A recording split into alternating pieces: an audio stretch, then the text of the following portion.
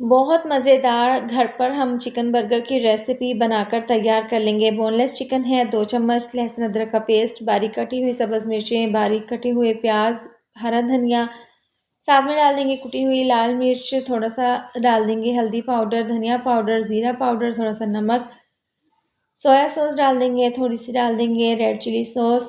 अच्छे से इसको मिक्स कर लेंगे। इस तरीके से कबाब तैयार करके रख लेंगे। अब तवे के ऊपर ऑयल को गरम करने के बाद ये कबाब डाल देंगे, दोनों साइड से इनको अच्छा-सा कलर आने तक फ्राई कर लेंगे। देखिए ज़बरदस्त से कबाब तैयार है।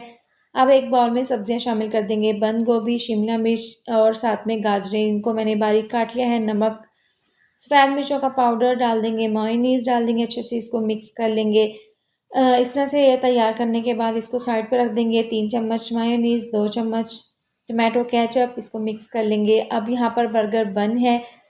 एक स्लाइस के ऊपर इस तरह से ये मेयोनीज़ सॉस लगा देंगे। इसके ऊपर टमाटर के स्लाइस, प्याज के रिंग डाल देंगे और इस तरह से एक कबाब इसके अंदर रखकर मेयोनीज़ वाला जो सब्जियों का मिक्सचर बनाया था ना, वो 2 चम्मच इसके ऊपर रख देंगे। दूसरे स्लाइस के ऊपर भी ये मेयोनीज़ सॉस लगाकर इसको इसके ऊपर रख देंगे।